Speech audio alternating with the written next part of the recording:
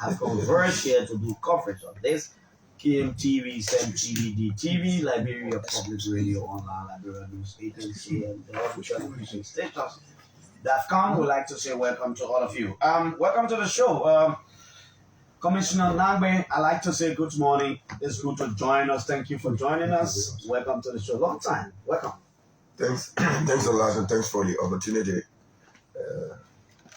I'm happy to be here today. It's also World Maritime Day. Oh, really? Yeah, so it's been celebrated throughout the world.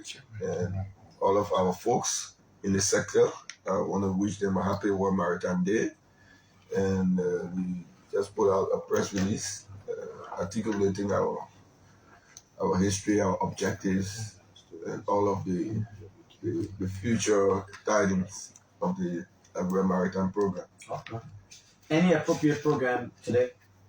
No, the IMO is having a program in London, and there's also a subsidiary program in Johannesburg in South Africa. So those are the two official programs, but will be represented by Dr. Harry Conway, who is the alternate permanent rep in London, who will be representing us today. Okay. Well, when do you leave for Sanicole, today or tomorrow? Well, I was invited, but I'm not sure I'll be attending the press union's occasion. But I did speak to the leadership and gave them my blessings. I think journalism has come of age in Liberia, and we should use today to celebrate the positives of the profession. Okay. How's the Maritime Authority before we go into anything else? What are the issues? Any progress you want us to know about? Yes, and I will not jump over the big elephant in the room, which is the situation with two of our staffers, the permanent rep accredited to the IMO, Mr. Brown, and also Mr. Tar, who are under detention in South Korea, in Busan. They went to attend a training program organized by the IMO and the Korean government, and they've been detained and arrested and charged with rape and sexual assault. So from our end, we have made our position known. I've spoken to the Minister of Foreign Affairs, who has initiated diplomatic contact with the Korean government.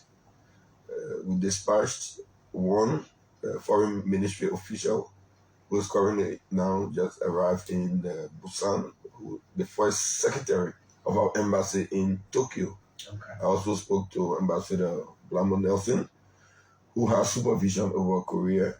And so we have to allow the process to unfold. And Mr. Brown, I spoke to him severally. He was allowed to use his phone at intervals, and he continues to proclaim his innocence. So I think, from our end as a government, I think in these kinds of situations, you allow the diplomatic engagement to be consummated. And this is what is ongoing. So for now, this is all I can say about what the situation is regarding him. Okay, you don't want to go into any further detail as to whether he said anything to you, how they happened. No, like I said, he said he's innocent, he believes he was set up and all of that. I did not try to litigate the matter right there. I just assured him that we will do what we have to do as a government to intervene and make representation with the Korean government in many areas. But I will not pretend that this has not affected the image of the Liberia Maritime Program. Just yesterday, the Secretary General of the IMO called a meeting on the situation. Dr. Conway again represented us at this meeting. And, the image of, without going into whether there is guilt or not, the mere fact that this is so widely reported has cast a negative spell on the Liberia Maritime Authority and our international program. The clients are calling, ship owners are calling, because the issue of sexual crimes. It's not something that is a joke in Liberia and throughout the world. I also spoke to Mr. President, and he, as the feminist in chief, has said that we should do everything possible to make diplomatic contact. The foreign minister has already initiated that. So we'll just have to wait. My understanding is that the official from the foreign ministry has a meeting today with the Korean authorities, and after that, we'll know what's next. After that, we will know what next. Have you read any of the local dailies quoting the Minister of Gender? They want an immediate recall and or dismissal immediately of these officials. How do you speak to that? Well, the Minister of Gender issued a press release, which I read, and there is a tendency to extract portions of a release, and then because she was very clear, that if found guilty, if found culpable, then they will ask that we immediately recall them, but that has not happened yet. So I don't think her call has cast any what's wrong. It's a statutory duty when these things happen, to speak out. So I see it as such, but like I said, the diplomatic process is unfolding, and I think that is where, because he is an official, a diplomat from Liberia who is in another country, so there are protocols, there are procedures around how these things are handled, and that has been initiated by the Minister of Foreign Affairs already. Did you go with the president to the UNGA? Yes, I actually went ahead of him. Okay. So because earlier this year, the president designated me as the focal point for the engagement with the U.S. State Department regarding his interactions, both for the Biden Summit on Democracy and also the Summit of African Leaders, the U.S.-Africa Summit that is scheduled to take place in December. So the Minister of Gender and I were invited to State Department. We had several meetings, mostly preparatory meetings about topical issues to be discussed, the logistics of the president's visit in December, and also Liberia's support for some of the key resolutions that we hope will evolve out of the meeting. So I was in DC along with her on the 16th of this month. So we spent a whole day session with other focal persons at a meeting which was chaired by a Deputy Secretary of State. So we are on course. In fact, while we were there, President Biden again sent a letter to President Weah reminding him of the meeting, asking him that he supports some of the topical issues that will be discussed during the summit, including good governance, rule of law, infrastructure, and the president has since responded to President Biden, agreeing to some of the topical issues and also proposing himself some new issues for discussions in December. That was before the UNGA. Sure. So, and then we left from DC to join him at the UNGA where he delivered his speech. And after that, we've since returned home. Okay. Do you know whether there were any silent discussions with President Weah and any of his colleagues from anywhere that tend to translate into a benefit for our country? It is always good for our president and for our country that when he travels, he holds these various meetings, a whole slew of meetings, apart from the key event. So, including with U.S. government officials. Also, other ministers who were on the visit did participate in several meetings. For example, the Minister of Education participated in the World Education Summit, and Liberia did put forward its case again, for more support to the sector. As you know, our educational system is still in need of much improvement. We do recognize that the cooperation that we are having with partners, will be impactful. the Minister of Youth and Sports, also participated in side meetings. Now, some of the meetings that Mr. President had were unofficial meetings, and there are times when you have these unofficial meetings, not all of the meetings are publicly announced. In addition to that, the president joined other West African leaders. There was a summit of ECOWAS that was held on the sidelines of the main UNGA itself to discuss the situation in Guinea, Mali, and Burkina Faso. The president had meetings with State Department officials and regarding our relationship, to strengthen the relationship. You asked whether some of these meetings he also had meetings with UN officials, including the Secretary General himself. He had meetings with other presidents who were who attended the UNGA. So will these things translate to good for Liberia? I would say yes. One of the president's focus has been that the democracy in Liberia has to be consolidated. And one of the ways to do that is to ensure that there is a free and fair process of elections, wherein the people of Liberia will be the ones who will choose their leaders. And he repeatedly spoke about that throughout all of his meetings, particularly with the U.S. government officials, to say that Liberia needs continued support for our electoral process, for the Elections Commission. And he assured them that once this process is fully supported and continues to remain transparent, it has been. Remember, the president, as head of the country, we have had several elections in which even members of the opposition won ruling party candidates. So our credentials as a strong democracy is available for all to see. So his focus with all of these meetings was that in priority. Secondly, he talked about the challenges we have as a country, the huge infrastructure deficit that we have in Liberia, and how that could be mitigated. The Minister of Finance and Development Planning also has meetings with our development partners, with our counterparts, about this situation, the huge deficit that we have. As you know, Liberia is still under review by the U.S. government through the Millennium Challenge Corporation. We expect them to publish the result of the review. I think it's in November, and this is how we engage.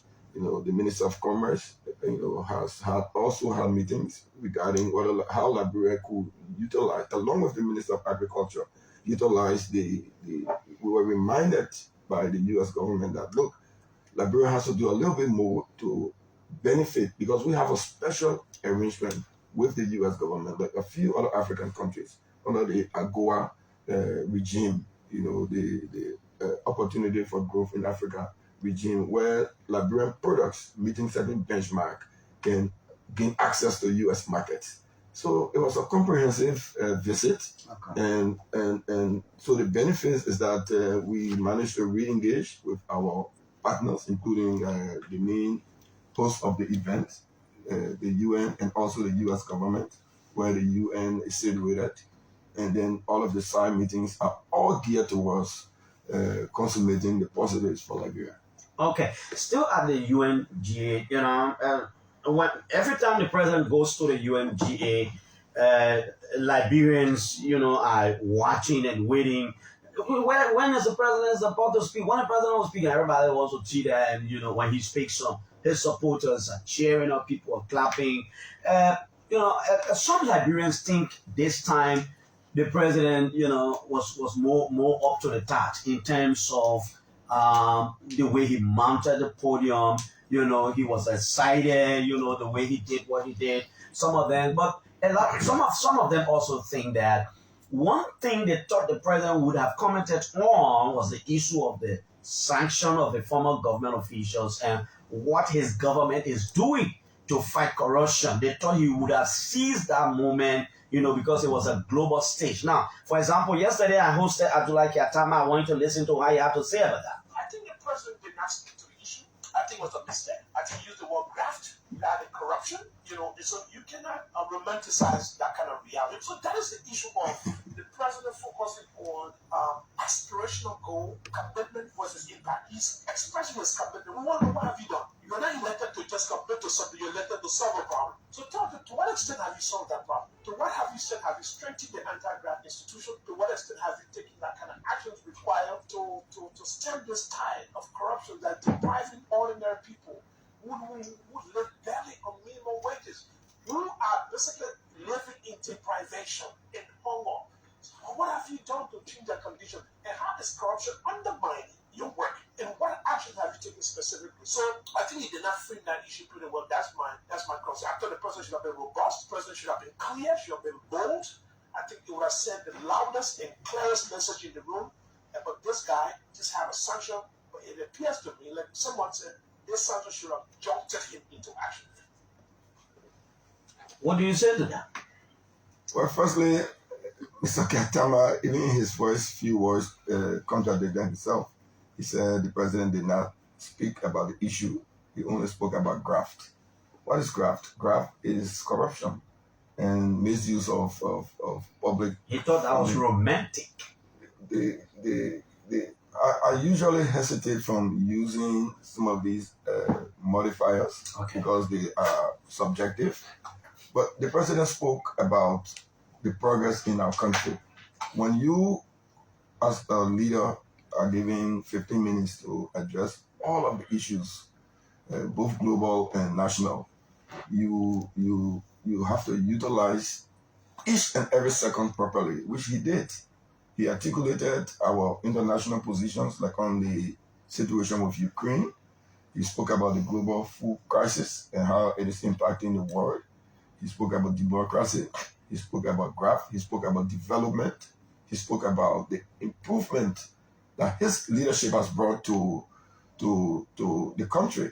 He spoke about the review that was done by the International Monetary Fund and the World Bank about improvement in our fiscal performance, improvement in our monetary performance. The president spoke about that.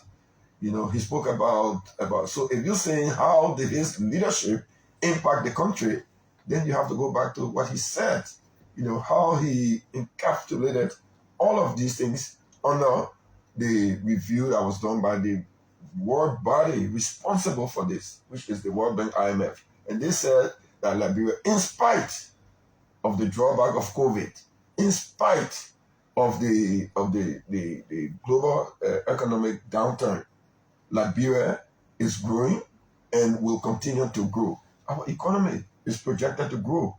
Inflation has been reduced in Liberia under the leadership of the president. Look at next door. Ghana, they're in a serious double-digit inflation situation. Is Liberia in that? Didn't he, my brother, didn't he read the IMF report that the president cited? Didn't he see what the president said about graft? It's just a matter of choice of words. Graft is corruption. The president said that he's making efforts to continue to control graft. The integrity institutions. We've been working with our partners. What has he not done in these areas? How is it that now the GSC, the revamped GSC, is continuing to carry out audits, and these audits have been implemented? Some of the audits are system audits, because some of the problems we have in Liberia are systemic. I run an institution. I know what the processes are. If I want to buy a pen, there are so many steps that I have to take. The road leading to the new headquarters of the Liberia Maritime Authority, we have money to pave the road. You know why we haven't paved it? Because we did the procurement process, and PBC said they spotted a defect in the procurement process. So I have to go back and start again. Before, who asked for any PBCC to do all of these things? The PBCC will just give me a carte blanche. They don't do it this time. So the president, in the 15 minutes that he had to articulate all of the issues, utilized the time very properly. Yes, Mr. Katama, you took 1 minute to criticize one aspect of the speech. Yet, you wanted the president to use 15 minutes to talk about all of the global issues. Don't you think that was a major aspect? Because when these three government officials, including the chief of staff to the president, was sanctioned, it became a global issue. Major newspapers and radio stations across the world took that. So Kiatama thinks that, listen, the president should have proved to these people that, look, in the midst of all these things, I, as president of Liberia, these are the steps that my government, has been taken, and we will fight corruption. We have amended our laws and X, Y, and Z. But then it is apparent that perhaps people did not really listen to the president. He articulated all of the issues and spoke about how he's dealing with graft. I'm not sure whether you wanted the president to use the whole 15 minutes to talk about the sanctioning of these officials when he was the one who took very strong actions, when just based on the action by the U.S. Department of Treasury, he immediately suspended the three officials and later on accepted their resignations. And to use the global stage as a president, he has to multitask. His entire job is not. He did not go to New York just to narrowly focus on a single issue. He utilized the stage to speak about all of the things affecting Liberia. Mainly, consolidation of our democracy, our economic performances, what else we need to do as we move forward. So the speech was in threefold. One, to catalog your achievements, to speak about the challenges, and then to also speak about the future. And he properly did all of those three things in the 15 minutes that he had. Well, if the president has spoken, say, the whole 15 minutes about sanctions, the same Mr. Katama who has said, what's about the bread and butter issues? What's about the economy? What's about inflation? What's about economic growth? What's about projections? What's about infrastructure? So the president has to encapsulate all of the core issues, and this is what he did, including the issue of corruption. So not just about speaking about corruption, but look at what we have done with the integrity institutions. Look at the funding difference. Look at our budget that has been proposed, that is in execution, and the one that is being proposed. See the difference, do a comparative analysis of how much was being spent, say, for example, at the GAC or the LACC or the IA, and how much is being spent now. Because those are some of the core issues, how you support integrity institutions. For as a head of an agency of government, I cannot spend any money if there is no agreement by the internal auditor at my entity. That's the process. So it shows transparency. The president also has under his leadership, we have amended the LACC Act to give power to LACC to prosecute officials who are deemed to be corrupt. But these are the things Kiatama was talking about. And these are very critical issues that the president could raise over there, explain, and convince donors and his friends that, look, this is what I'm doing. But which he did. And I'm telling you, unless he didn't listen to his speech, if you speak about what you're doing to address graft, is that now graft is corruption? They are just synonyms. Maybe he wanted the word corruption to be used. But it's the president's choice to use let's move on. A particular word. And he did speak about that. Okay. But also the positives.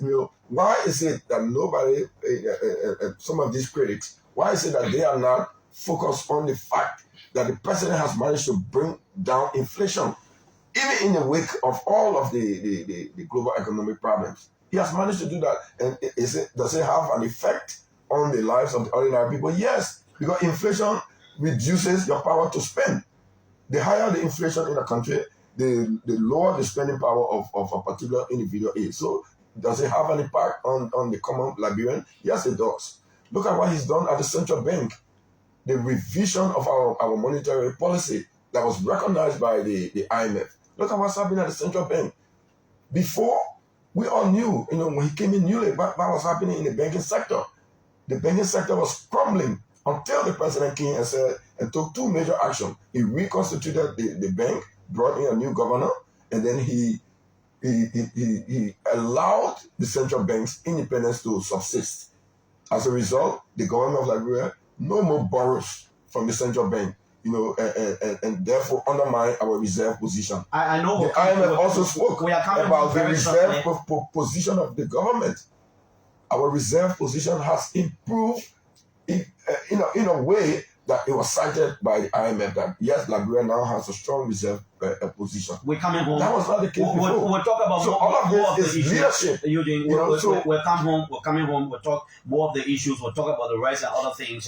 In as much as people are divided on this, and some people think it will sign or be inconsequential and all these kinds of things. But what did the president really say about what? Did he say he's transformed Monrovia to Miami? Or, I mean, what did the president really say about this thing? Sometimes when people want to criticize, they can forget the education. Okay. That's the situation we have with some of our opposition friends. All of a sudden they forgot what they learned in 7th and 8th grade about figure of speech, about synonyms, about metaphors. They have apparently forgotten about all. The president was very specific.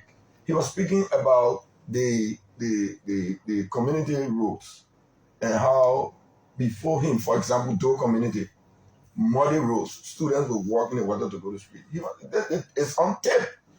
So he said that we have effectively transformed these communities and we have made a lot of community roads.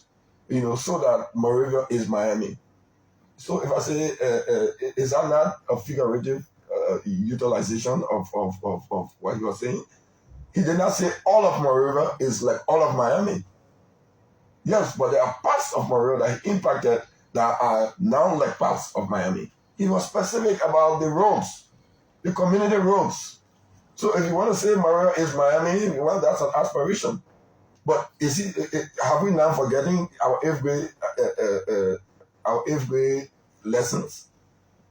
You can make a comparison without the use of the word like. You can say this is this. It's a comparative utilization of the word. So yes, if they want to, and for me, I told somebody. Did he mean to say it the way you said? But he said it. It's on tape. He spoke about the community rules, how students used to walk in the mud to go to school. And he transformed that aspect. So in that aspect, Monrovia is Miami. Okay. Monrovia is like Miami, and he was specific. Let's come home. That's why he was speaking about the community rules. Okay. So if you want to take him out of context, it's up to you. But those who are in the room and those who want to listen and understand and comprehend, they will. Even if the president say 1 + 1 = 2, there will be some members of the opposition who will say, 1 + 1 are 8. We know that. Nobody will say that more. But they're doing it already. They're doing it already. Who will say that?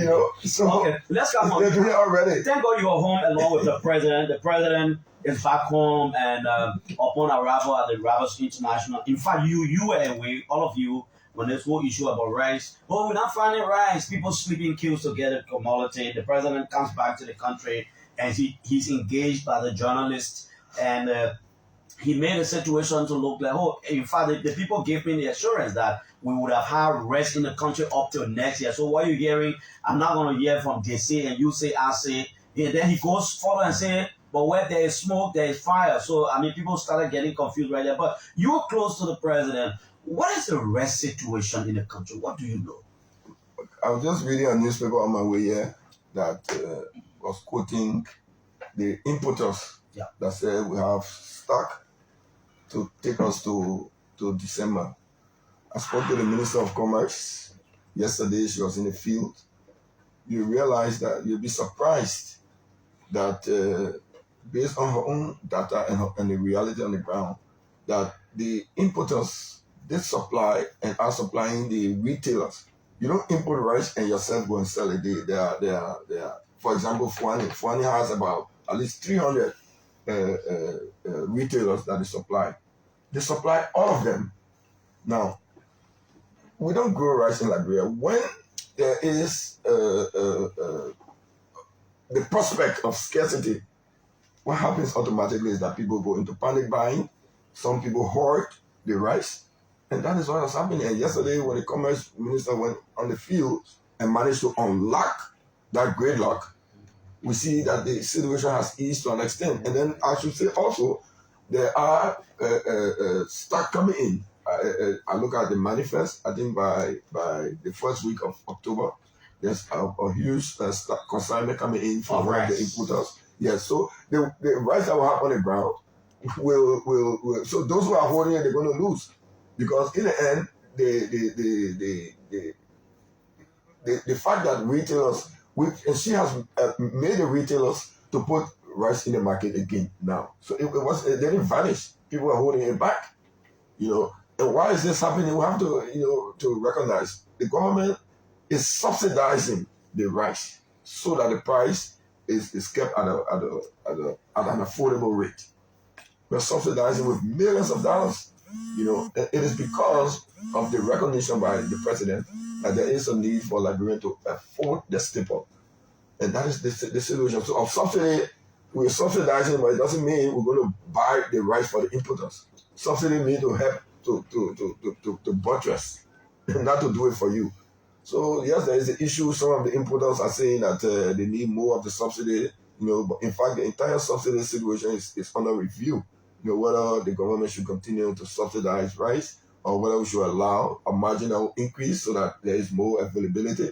It's a discussion that's ongoing within the cabinet itself, and a decision will be made about that very soon. But so right now, today is a better day because of what happened yesterday. The retailers are putting out more of the products. Also, there is this issue of smuggling. Yesterday, several truck, I think 2 truck, huge consignment of rice was impounded at the border, being smuggled out of the country, which has an effect. So when smuggling happens, what does it tell you? It tells you that the price of the product in a particular country is less than the price of the product in the other country that the product is being smuggled into. So we have a better price than Sierra Leone, we have a better price than Guinea. And because of that, smuggling is happening, and smuggling also leads to scarcity. So as a government, it's our responsibility to fix any situation that there is, including smuggling. So we are not shying away from that responsibility. Like I said, the Minister of Commerce was in the field yesterday because it was incomprehensible. Why is it that rice has been supplied in huge quantity to the retailers, and then we still don't see it on the market? What was the problem? It was because some business people felt that by holding back, they will have an increase in the price, and then they will make more profit, which is an unfortunate situation, but which we have sufficiently dealt with. So there is, all of the messengers of doom and the prophets of negativity who are praying for there to be no rice in Liberia so that we can have an upheaval, the Jew, because the situation is well under control. Do you know whether the government will come up with a statement in the next couple of hours, days, so that the Liberian people will know exactly what has been resolved between the government and these importers as far as the price of the rice? Actually, the importers are not the problem, based on the information I've gathered from the Minister of Commerce.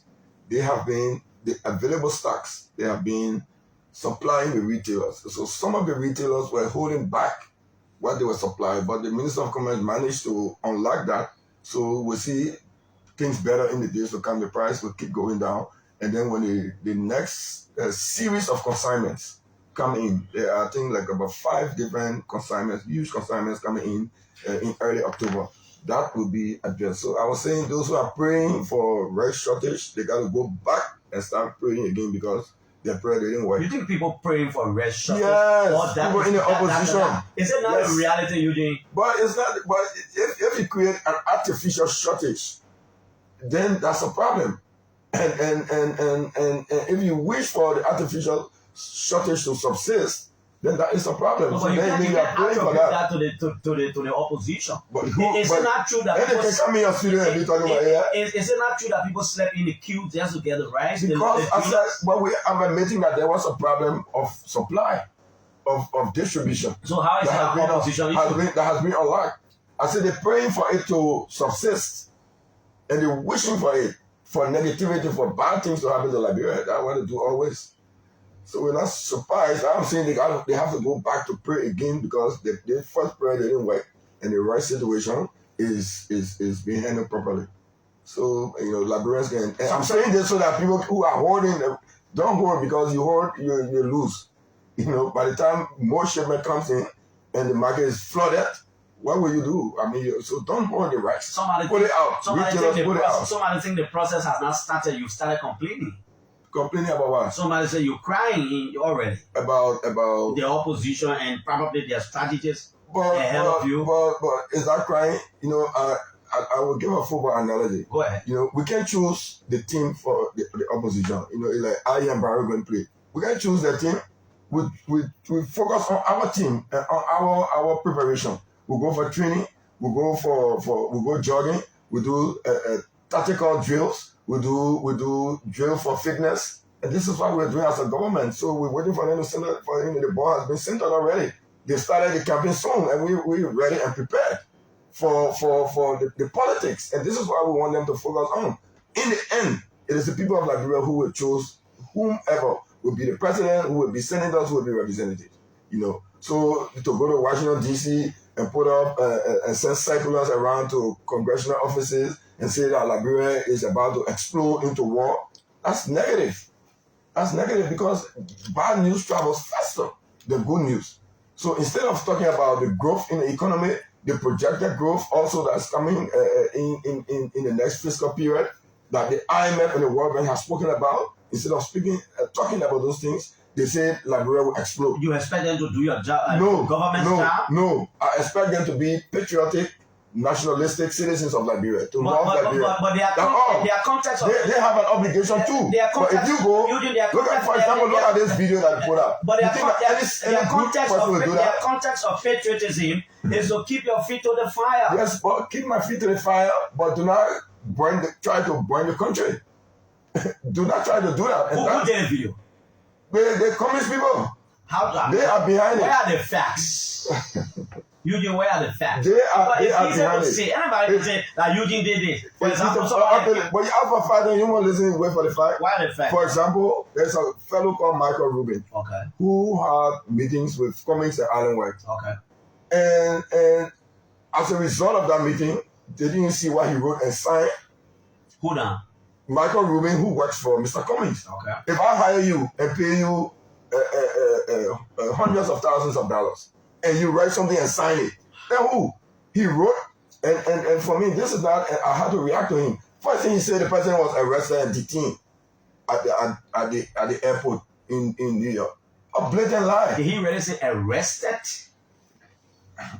Yeah, let me talk. He said the president was detained. But before they detained, they got arrested. Was detained for 5 hours. A president of a sovereign nation detained. He wrote that. And he worked for Mr. Cummings. So when I say these are the communist people doing this, you know, and for me, I tell a lot of people in the government that you know, I am Barrow playing or about to play. Then Amewe won me up behind the horse. Why we worry about Amewe? Let's focus on the real opposition people who they will face. I say that all the time, but you know, the communist thing, he keep coming, you know, try to come to 10th place, 4th place.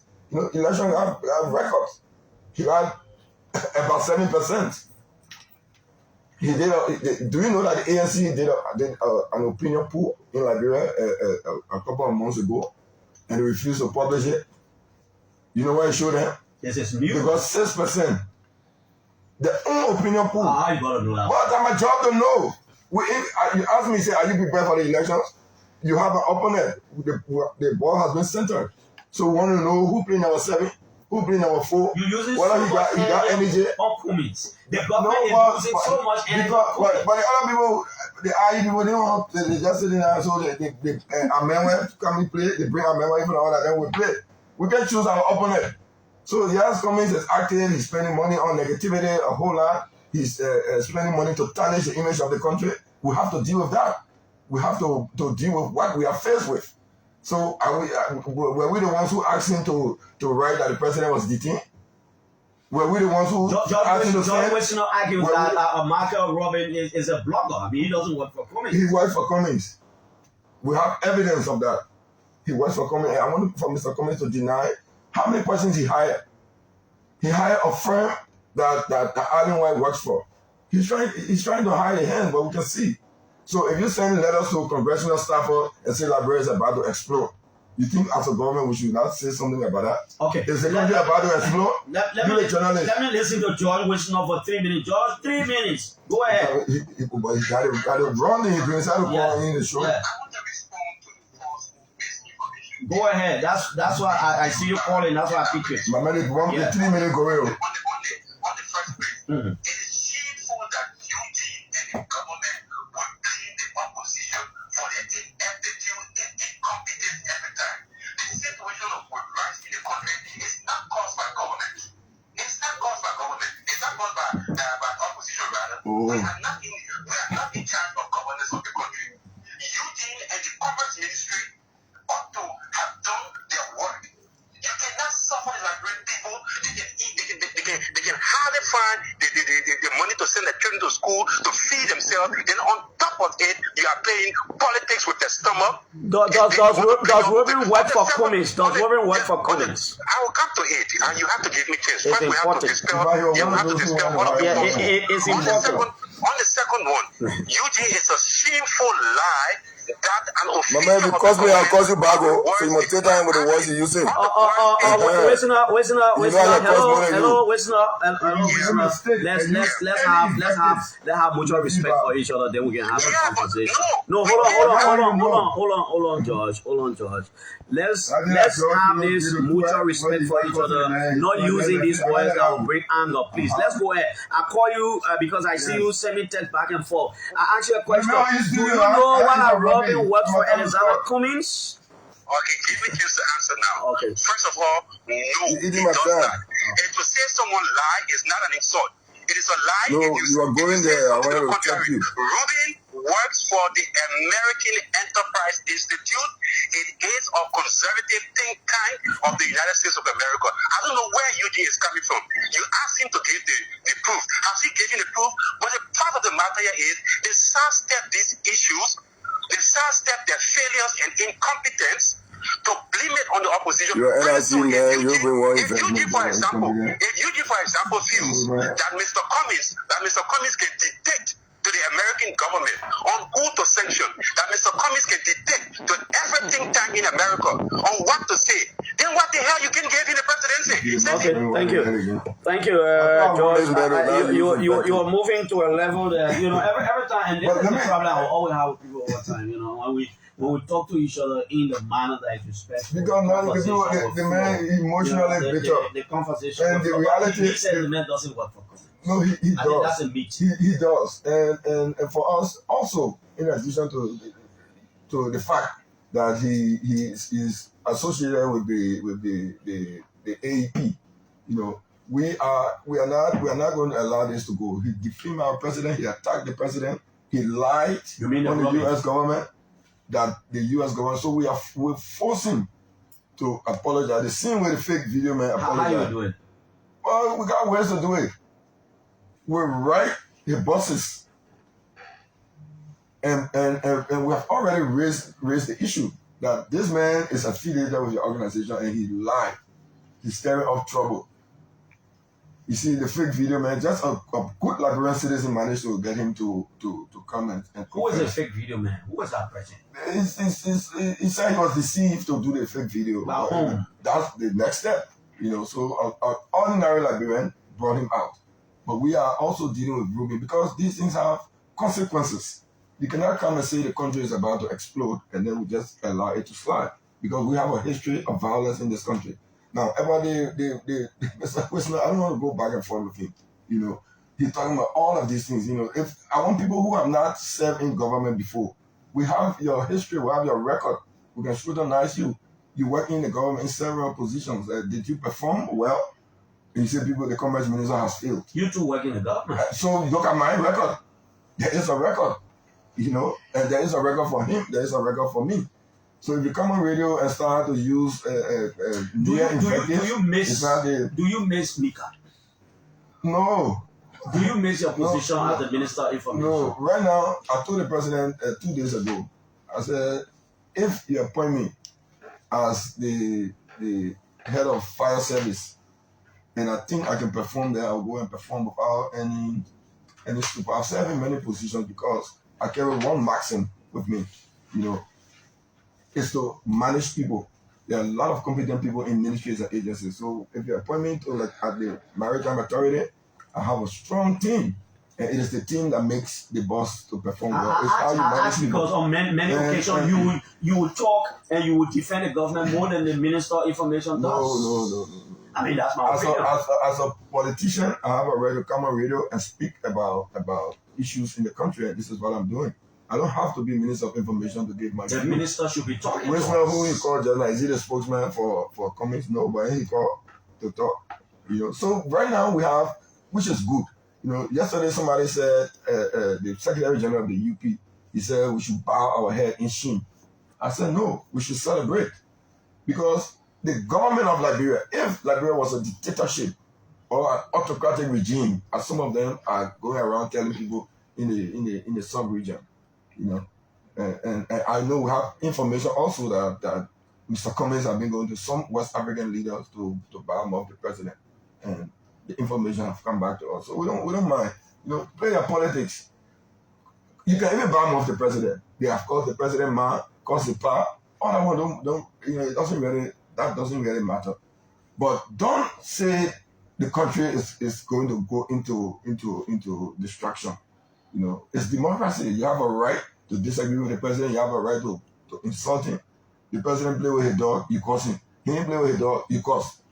So you have a right to do all of these things, but still maintain some level of national patriotic spirit. That's all we're asking, because you have an obligation too, as a Liberian citizen, to like Liberia, not just the government. Yes, we are the government, and we are saying, in this case, the right situation is under control. Yes, there was a glut for a few days because of a distribution problem. Some of the retailers are keeping their stock and hoping for an increase in the price. There's also this issue of the subsidy, that we are looking at as a government. We are subsidizing the rice. So some people in the government are discussing that perhaps we should allow a marginal increase so that the importers can make a profit without the subsidy.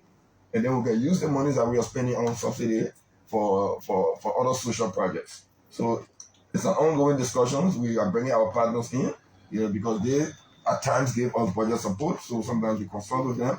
And there is a school of thought within the government that we have to allow market forces to allow a marginal increase in the price so that we can have availability and stability. Okay. In the Maritime Commissioner Eugene Nagbe is our guest on the show this morning. We're taking it up to 10 o'clock.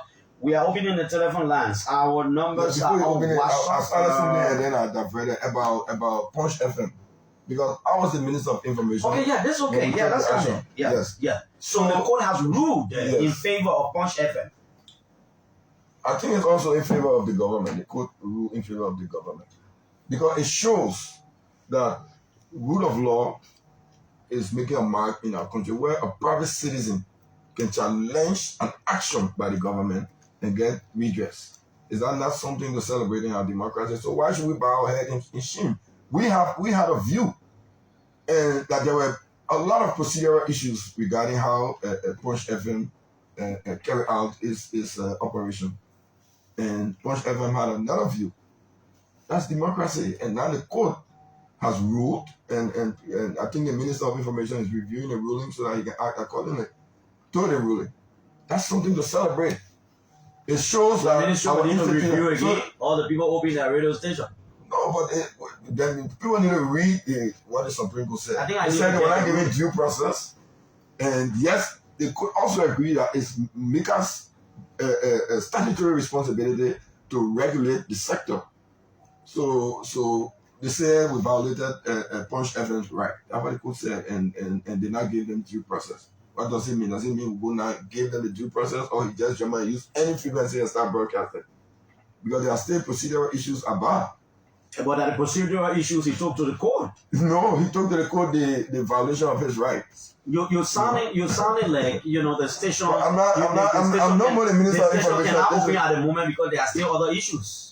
Okay, so why if the station open today and broadcast on 99.5? I mean, wouldn't do that. Well, how you know? I thought you gave. So that- I thought you, government. No, I thought you gave the station a frequency, and you're part of those stages. But that was the issue. So if the court said the man can broadcast, okay, but Patrick, please broadcast on 99.5, and let's see what will happen. So they are still. We have to understand what it means. Because Supreme Court gives a ruling, then you have to. The ruling instructs the agency to do something. The ruling, So for me, I'm not the minister anymore, but I'm sure the minister will. But I can say that the government will follow 100% what the Supreme Court said. If the Supreme Court said that parties should start broadcasting on 99.5 today, then so be it. But it shows that we are improving our governance system wherein a private citizen can sue the government and win. Yeah, but so I hope when they see Supreme Court rule or other things, people should accept it. Let me get you 2 minutes. I mean, I'm not getting something clear. You were the Minister of Information at that time. Yes. What were the issues? We cited procedural issues in Patrick's effort, in Punch FM's effort to come on air. And one of the issues that I said on radio, there was frequency duplication. He had the frequency that another radio station already had. So it can be, but the court say he can use any frequency. So let's see, this rule of law. The Supreme Court is the final arbiter. But they are saying you're talking about the ministry. But if the court instructs you, you got to look at what the court says. Exactly. Anyway. It's not just one paragraph. Okay, that's the whole ruling. And you have to look at it. So that the reason he's reviewing it, so that he can follow it, so he can make a mistake and do something that the court did. You mean the minister? Yeah, because the ruling is to him. Anyway, I'll see what I can get in court document because I'm getting a little bit 07777. I want to be categorical that the government will follow the ruling of the Supreme Court 100%. You said that, but except that you said the ministry will review again. Oh, but if somebody gave you a document, you also need a review too. Okay, so let's take calls right here on the show. 1 minute at least per caller. Hello? Yeah, good morning. This is Steve from again. Steve, let's hear you. Yeah, I just want to say to the Honorable Nagbe that Steve Flampe does not belong to any political party, not a church or any organization. But the issue of rights are being a perennial issue that we must address squarely. Subsidy today that will cause the problem in Lebanon. And when you are providing subsidy and the rights in the neighboring country is less than what you are selling for, and with equal trade liberalization scheme, you cannot forbid any of your citizens to carry rice across the border. Equally so, the neighboring country cannot stop any of the citizens from bringing commodity into Liberia. Subsidy must be cancelled. The 17 million that the government sent recently, we would have used that 17 million to support the 50 cooperatives in Banka, in Nima, in Lofa, in Bapolu. I work with the Japanese Canada Value Fund. We put $7.2 million into agriculture, and I know more about agriculture than what somebody will pretend to be. Thank you, Steve. Thank you, Steve Flampe. Let's take Patrick Honan. Patrick, go ahead. Good morning, Clarence. Good morning, Patrick. Great. So I was listening to Eugene, who is a master of deception, and I just want to say this. It was this very Eugene Nagbe who was the operative who carried out instruction from his boss. In fact, my information is that he advised that they issued that statement when I was in the U.S. It was this very Eugene Nagbe. I said it openly on radio. If you will give me a chance to talk. Go ahead. Patrick, Patrick.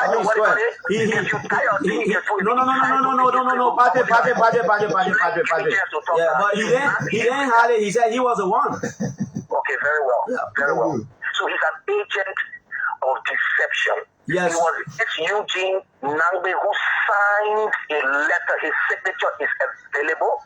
This Nagbe man signed a letter giving me my frequency of 106%. That's line talking. He's under obligation to Eugene Allah. Listen to the man. But I don't get frequency. Okay, doesn't want me to say this. I will say on 19th Street, the Mary Shop, right in the black Jeep. You were not the one who cleaned him up in the black Jeep and told me that you were wrong. You were not the one who did it, Eugene. Why are you deceiving the people? So, Patrick, what are you going to do? Open the station because Eugene is saying the Supreme Court instruction is subject to review. Okay, so the point is, why does Eugene treat himself like this? Why? Does he want to always thrive in a political environment? But I'm a politician. Which environment you want me to be in? How you thrive in political environment? Why do you come here and you came up in the car that day and told me something else, and you are going ahead and say something else? Okay, Patrick. Deception. You are being very disingenuous. Thank you, Patrick. Thank you. We'll leave it like that. No, hello. I gotta say something. You say it. Don't worry. You okay? Say it before. Yeah, very quickly. Yeah. Firstly, just. Mika doesn't issue frequency. So the man said you are in a black jeep. No, I have my cousin James Nagbe at Mary Shop. The boy can go eat Kobo.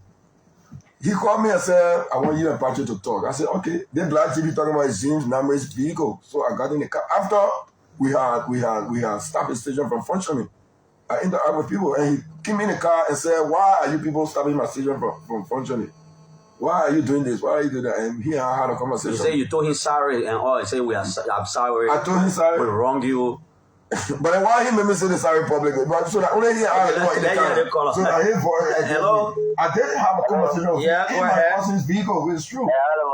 Go ahead. It's good, yeah. Chief, please call your name. Hello, please call your name. Okay. Is he a minister? No, he's not minister. They may not minister. Oh, my man, no, you know what he's talking about. They say, hello. Hello. Good morning, Mr. Jackson. Good morning. My name is Mamesi Kaba. And good morning to the Commissioner. Mamesi Kaba. Firstly, let me thank him for the splendid presentation. I think people should be commending the George Riale government that media institutions can celebrate justice, can celebrate win against the government, quote unquote. We were here when Love FM and other stations were closed without giving due process. And some of these people who are protecting themselves. No, but other ordinary people went to court and they won cases too. No, I'm coming. Why are the cases?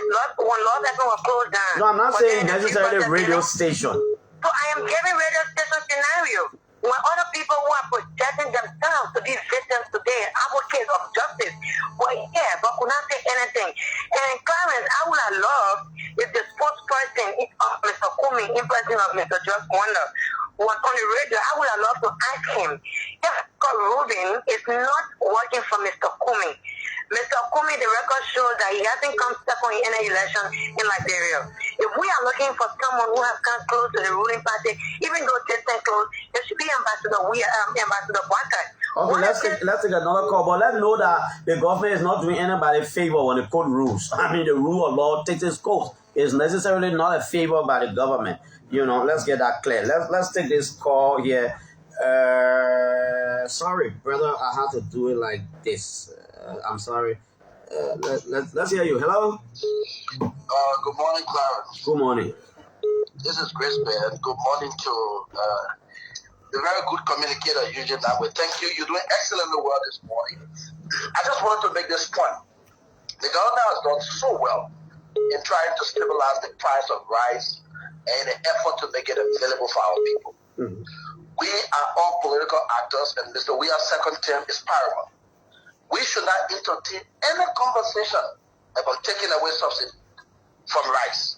We must maintain the subsidy and at the same time try to negotiate with APN Terminal to allow them reduce on the charges for the next 15 months. And by 2024, we sit with our partners, have a discussion, so that by 2024, we eventually get subsidy out and get a stable price. But any attempt to take our subsidy now... you should only try to get it after the election? We're going to the election. We don't want to lose the election. Rice could be a political commodity. Okay, all right, Mark. Thank you. These people. I did see McGee. My brother, sorry, they phone sometimes you get something. Just hold on, I'll take you. Yeah, let's hear you. Hello, yeah? Hello? Oh, no. Cooper Pathway, I'm sorry. I don't know what happened into the line. Hello? Good morning. Good morning. Good morning. Yeah. My name is Charles Roberts. Charles, let's hear you. Well, let us say good morning to Commissioner Nagbe. But I think there is a problem here for someone to tell us. And the radio is for education. The commissioner is on the radio. He said the information minister, is reviewing the Supreme Court ruling So me, the Supreme Court is not the final arbiter of justice here. Here, I want to make any communicating that they're reviewing the Supreme Court ruling before Patrick can start broadcasting. Stop this from Commissioner Nagbe. You can't do this to the public. You can't do this to your children who listening to the radio right now. You're telling them that somebody had authority over the Supreme Court? Don't do that to us. Is that why he's really saying? I think he said the issue Punch even took is that their rights were being violated, but there are still issues with the documentation for the opening of the radio station. Clarence, if radio is for education, people listening, that's Commissioner Nagbe who said it. Let him explain why the issue, no other issue. Okay, thank you. So probably you explain. We'll take. I think let me just take 2 more calls quickly. They call up being a long time. I apologize. I beg you, I'm on my knees. Sorry, I beg you. Yeah, I beg you. Go ahead. Edward M2. Yeah. And I go for my resident in 2 roads. Let me hear you. Clarence, not different with all Liberia. If somebody does wrong yesterday, it seems like you cannot, but everybody for change. Everybody for change, so remove you define what we're bringing PDC. Look, when you suspended Patrick on a rotation of frigate because of frigate conflict, you have to you have voice of Liberia, you have to be fine. Almost terrorists, you have their own head now. But why you give the methodology without the method of Patrick rotation because you're afraid of Patrick? Let me say this. But one second, Patrick was LBC, the proportion was the most listened to show ever in the country. It was a why you done a professional man, Patrick, without operation because every day. Okay, let me take former Bond Representative George Molba. This is our final call. Hello. Yeah, good morning. Yeah. Yeah, with respect to the issue of rights, so Liberia has to get used to ensuring that this basic commodity is produced in this country. Okay, I think I hear people when there's a little red shot, you might go back to your home and make response. Okay, the government is that how we want to do it? I want to say this clear. I hear people saying with the resolution should not be abolished. We have to take the moral high ground to cut this off. And if we believe if we have decided that the rest of our life will rely on importation of rights, what the press dictates on the international circle, so be it. On the issue of the Supreme Court decision, yes, it is true the minister said that they will review this. At this point, because there is no authority under our constitution for the administrative agencies to review the decision of the Supreme Court. Period. Okay. Eugene Nagbe, let's but you see, I think this is about. I'm very careful. I chose my words very carefully. When the Supreme Court... Let me just take your man Kiatama for 1 minute. Kiatama, let me hear you quickly, very quickly. Okay, first of all, Commissioner Nagbe, how are you? I'm fine. I'm concerned about the rights issue. What the president said, what I saw was somehow a contradiction. And you came to address the contradiction and add another layer of contradiction. Because you said the issue of smuggling, as well as importers becoming retailers, those are some of the challenges. And then you also said the Commerce Minister actually went to unlock some of those gridlock. So, and then if that is a problem, you cannot also say people, oppositions are trying to make issue out of it. You yourself recognize the problems. But then you said somebody's trying to make issue out of a problem that you recognize. So that is a contradiction, another layer of contradiction on the contradiction. Okay. I want you to help us understand what is the problem. Define the problem. If we define the problem as opposition statement, oppositions are not importer, oppositions are not smuggler. So they cannot be the problem and see that someone else is the problem. So that's my only confusion. Please help me. Thank you, Captain. No, but I have to start from the first thing about what Steve Flampe said. It's not true that we spent 17 million on subsidy. It's inaccurate. And it's what he said is a point of view that we should scrap the subsidy, but scrapping the subsidy will mean an increase in the price of rice. It will mean an automatic increase. So it's a governance decision that has to be made. Now, is it a contradiction? No. There are several. Firstly, we did not say there wasn't any problem, but we gave a litany of issues that contributed to the problem, including these comments that can spur panic buying and also further contribute to scarcity. So if a member of the opposition comes and makes a statement that spurs members of the public to go into panic buying, definitely it will increase the scarcity. So it's one of the several factors that contributed to the problem. And I said she unlocked the glut, meaning there was a distribution issue also. So the importer supplied the retailers, and some of the retailers were not putting the product out. I also mentioned smuggling as another contributor to the problem. So it's not one problem; it's a matrix of issues that contributed to the situation. But it is now under control because we have imports coming in. I don't want to go back and forth with the Punch FM situation. When the Supreme Court gives a mandate, it means somebody should do something. So if the minister has to look at it and see what it says, and how he will go about following if there are technical issues. So I'm not saying he's going to overrule the Supreme Court. I didn't say that. The Supreme Court is an instruction. It said the Ministry of Information has the regulatory power, but it violated Mr. Honor's right. It did not give him I have to try and get that. It's in there. The Supreme Court says several things. So when I say review, to look at it to see what they want you to do, so that he doesn't get in trouble with them.